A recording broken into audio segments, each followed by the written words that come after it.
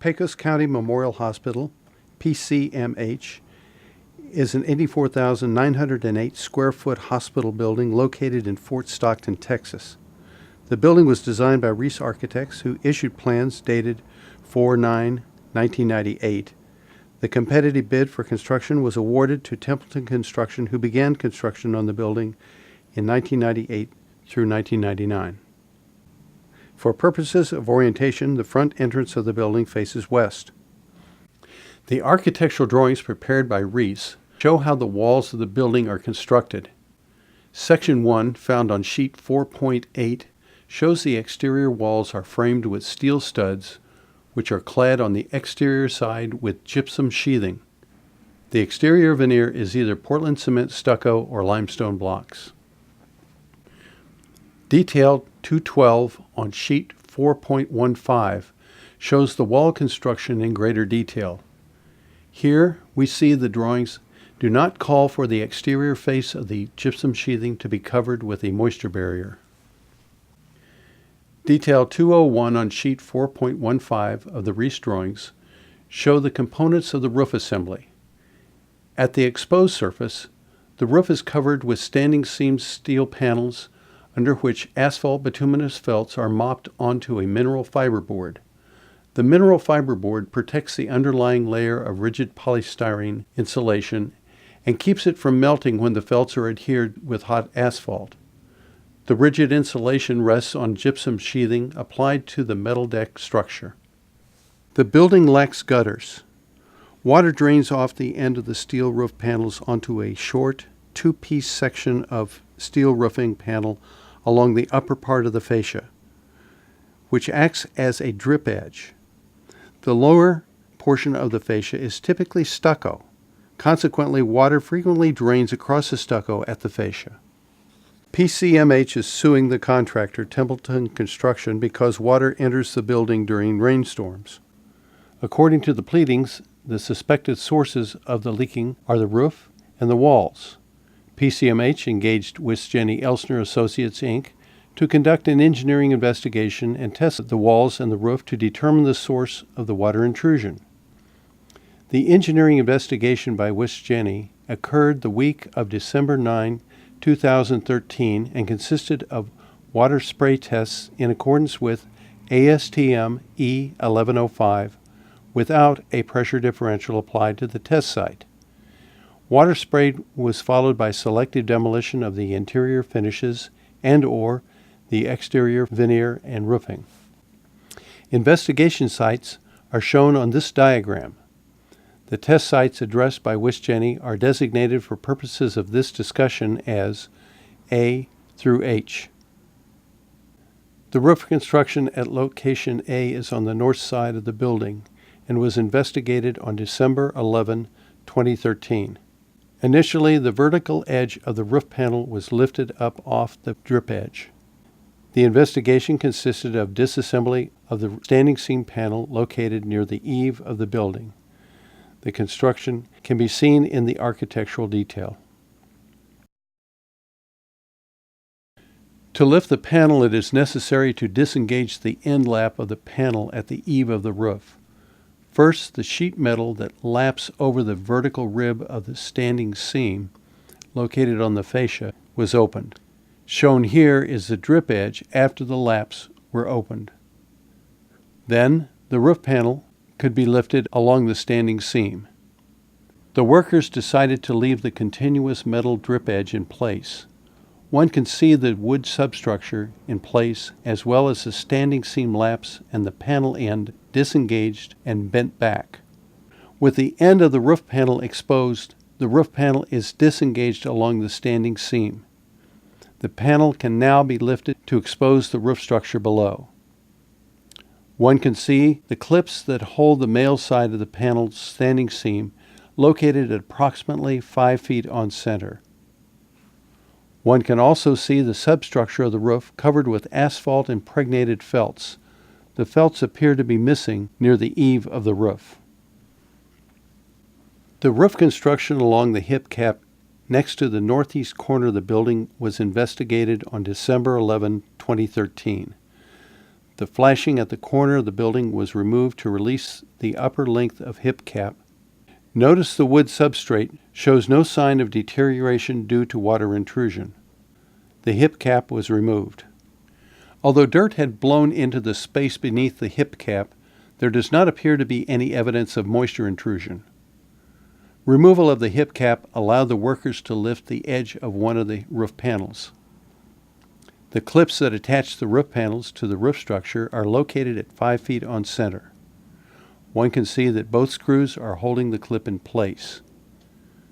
With the roof panel lifted, a small section of roof substrate was removed. One can see the upper layer of roofing felts located directly beneath the roof panel and mopped onto a half-inch thick mineral board. The board keeps the 2 layers of polystyrene insulation below the board from melting when the roofing felts are mopped in place. Beneath the insulation is a layer of gypsum drywall. The total thickness of the insulation was measured as 5 inches. The investigation of the fascia and roof construction of the upper roof along the east side of the building occurred on December 11, 2013. A piece of flashing was removed at the rake of the lower roof, exposing the wood substrate. This wood shows no signs of water intrusion. Note that the section of wall above the exposed flashing is relatively short, and the soffit extends 2 feet 3 inches beyond the edge of the roof, thus protecting the wall from rain. In a manner similar to the exploratory demolition performed at location A, the tabs were removed from the vertical portion of the standing seam and the end of the panel was bent back. This allowed one side of the roof panel to be lifted so the substrate could be inspected. The clips that attach the panel to the roof are spaced at 24 inches on center. Lifting the roof panel revealed a hole in the roofing felts where the styrofoam insulation below had melted. There is no evidence that this defect in the construction is related to leaking into the building. The only potential loss from this defect is minor diminished thermal insulation. If PCMH wishes to remedy this situation, the damaged insulation can be replaced and the roofing felts can be patched. The end of the panel was opened and stucco fascia below the roof panel was saw cut so the construction beneath the stucco could be examined. Notice that the wood does not appear to be water damaged. A portion of the stucco fascia was removed, exposing the styrofoam sheathing beneath the stucco. There is no moisture barrier or drainage plane beneath the stucco. Also, there is no weep screed along the bottom of the fascia to expel any water that penetrates into the stucco. Water that penetrates the stucco can travel behind the fascia into the plaster soffit beyond. Leaking was reported beneath location F. The investigation of the upper wall construction occurred on Wednesday, December 11, 2013. Prior to the selective demolition, the wall was water-soaked, after which a block of stone was removed to reveal the underlying construction. The flexible through-wall flashing is installed in masonry beds. The through-wall flashing and the metal flashing are not coordinated. The through-wall flashing steps down along the face of the building next to the sloping roof. By contrast, the metal flashing was cut into the face of the stone and slopes with the rake of the roof. The wall has no weeps to drain any water that collects inside the wall. With a block of stone removed from the wall, one can observe gypsum sheathing substrate and an almost non-existent cavity behind the stone. The vertical leg of the flexible through-wall flashing extends only 1 inch onto the substrate, above the level of the stone joint, and is attached to the surface of the substrate instead of being tucked behind it. The lower edge of the fascia along the west eave of the upper roof is rusted, indicating that water is intruding into the soffit at the drip edge. Discoloration of the plaster surface at the fascia indicates the presence of water behind the fascia. The blade of the spatula, inserted into the fascia soffit construction, indicates an open pathway for water to travel into the structure of the fascia soffit. Leaking of the windows on the north-facing wall of the administrative wing next to the building entrance at location G was tested on Tuesday, December 10, 2013. The exterior face of the windows were blocked with plastic tape to the frame. The tape and the plastic barrier exposed only the joint between the surrounding stucco and the window frame to the spray test. The decorative stools were removed from the interior of the windows to expose the sills of the window frames. Within a few minutes of beginning the water spray test, water began to collect at the base of the window and drip from the windows onto the wood frame beneath the windowsill. Location H on the east wall of the administrative wing of the building was tested on December 10, 2013. The primary test site was the south window along that wall, which is the window of the CFO's office. The decorative stool exhibits warping and delamination due to exposure to moisture. Mold grows on the underside of the stool. In preparation for the test, the exterior face of the window was blocked with plastic tape to the window frame. The tape and plastic barrier exposed only the joint between the surrounding stucco and the window frame. For the initial test, the window and the joint around the window were completely isolated. This was done by covering the joint surrounding the window with an additional line of tape that covered the tape strip attached to the window frame and extended onto the surrounding stucco. Within a few minutes of beginning the test, the window began to leak onto the frame beneath the sill on the interior side of the window. The initial test was terminated after 9 minutes because water overtopped the sill pan. The outer layer of tape was then removed and the test was repeated. After the water spray, the stucco around the exterior of the window was disassembled to reveal the construction of the wall. Initial cuts were made at the lower right-hand corner of the window where the jamb meets the sill. This revealed flexible flashing at the jamb and sill, which was lapped over the wood framing and foil-faced sheathing. The stucco covering the upper right corner of the window where the head and the jamb meet was removed, revealing the application of flashing at that area. Flexible flashing was carried approximately 8 to 10 inches beyond the window frame and onto the exterior face of the surrounding foil-faced sheathing. A portion of the water table, or cap, was removed. This is the stone trim at the base of the stucco that separates the stone and the stucco surfaces. Once the stone cap was removed, one could see the gypsum drywall substrate. The gypsum does not appear to have a water-resistant facing, and the joints that one can observe were not taped.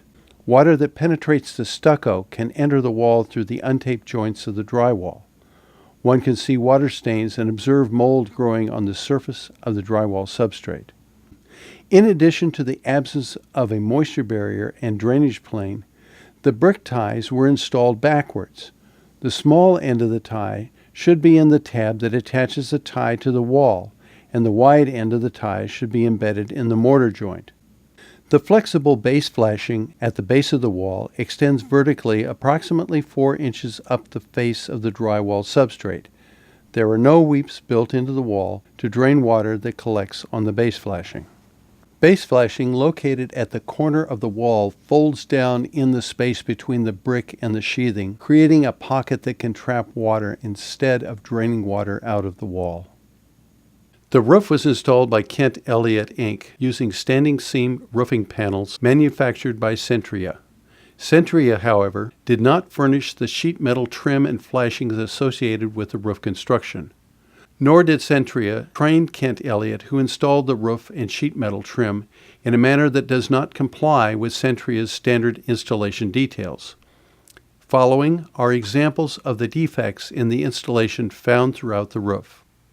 Joints in the roof at hips, edges, corners, and where the roof meets a wall require attention in order to achieve a watertight installation. Centria's detail shows the proper way to lap panels at a joint. Joints installed by Kent Elliott lack sufficient lap to exclude water from the building. Flashing at corners along the wall and at offsets in the trim require special attention. These examples of corner trim do not properly protect the underlying construction. Sealant was relied upon as a substitute for proper construction. Flashing along the rake of the roof was not properly terminated at the end. Edges of the roof are not properly attached. These portions of the roof can be lifted by the wind, allowing water to be blown under the roof construction. During heavy rain, water collects in the valleys of the roof, particularly near the eave of the roof. To keep water out of the roofing system, it's necessary to properly seal the ends of the standing seams. Centria's detail shows their recommended means of closing the ends of the standing seam. The ends of the standing seams, as installed by Kent Elliott along the valleys, are open and not sealed against water intrusion. There is a lack of coordination between the roof installation and the installation of other trades that must penetrate the roof.